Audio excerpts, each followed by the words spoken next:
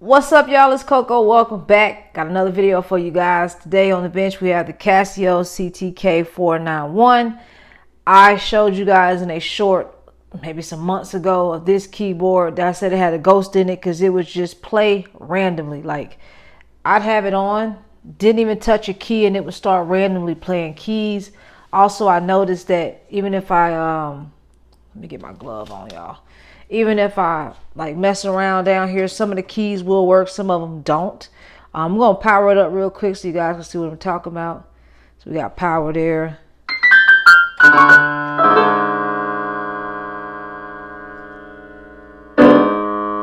We're in normal mode. See how I'm not touching it. It's doing that by itself. And the only way to stop it is I got to turn it off. So I want you guys to see that this thing definitely just plays random keys, which lets me know, I mean, just by the look of that looks like rust and dirt in there. It probably has liquid damage. So let's go ahead and get this thing open and take a look inside and see what's going on. Alrighty, got it all opened up. And the first thing my eyes went to was all of that gunk, which explains why this is going haywire over here. So I'm going to end up taking this whole thing apart. Now, I will say this. If this is your keyboard and you don't know how to repair it, it may not be worth taking it to a repair shop, because most repair shops, they're going to charge you anywhere between a $75 to $100 bench fee. That's just to get in, diagnose, and get it on the bench and get going. This keyboard is only worth between, like, in the condition it in, about 30 bucks.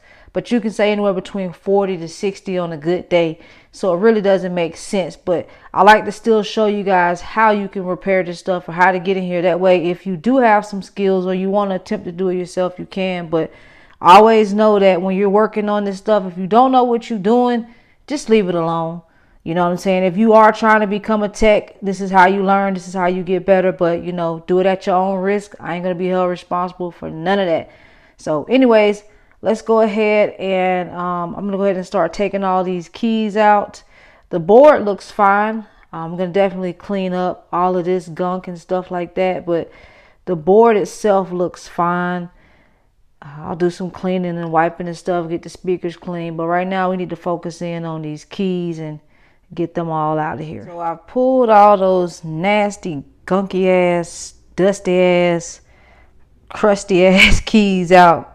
Yeah, I'm telling you, this thing is just, whew. It has definitely seen better days. So I wanted to get that out just so I could kind of look to see what all of these look like. More so down here, it's just a lot of dirt and need to be clean. But most of my damage, again, is in this area here. So let me get all of this stuff out of the way and turn this thing over so we can pull that out. Alrighty, all the screws is out. They're over there in my little pill organizer, keeping them organized. So as you guys can see, there is a lot of rust. And the contacts are a little bit dirty up here as well. So I'm going to be cleaning all that stuff up. What I'm going to end up doing is desoldering this off so I can just take this board completely out. And you have a bunch of diodes on here that I'm going to go and check, make sure all of them are working. And that should solve that problem. Like I said, I didn't see much going on the actual main board. I still will do a look around on there as well. If I find something, I'll let you guys know. But most part, it's just going to be doing some cleaning and just checking solder joints and things like that. So let's go ahead and work on getting this desoldered so we can take this over to my workbench and start cleaning this shit up. Let's go. As you guys can see on this board, it looks a whole lot better. Off camera, I did a lot of cleaning and stuff. And basically all I did was, and I'll show you here and put my gloves back on. All I did was just go in and get all the gunk. It was a lot of just dirt and dust. It was more so dust than it was rust.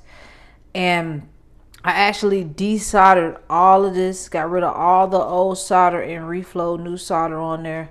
Cleaned that up. Got all the old solder off of it. And that is looking really, really good. So what I'm going to do is get this board put back in the unit. And then we're going to wipe down the other board. And the next thing I want to do is start working on getting those keys and stuff clean.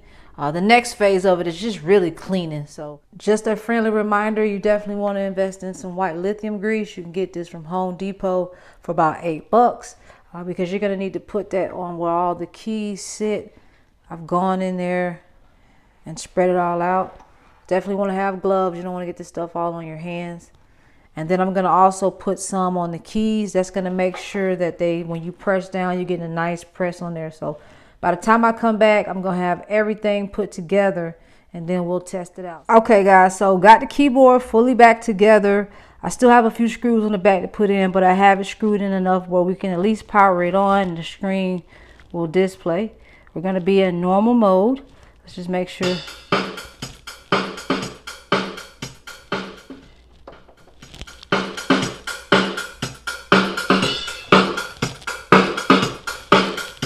Both speakers are working. So pretty much from this side on, well, we'll start from here down was where the issues was. So let's go through all the black keys first. Turn that volume down, shit. And then let's go to the white ones.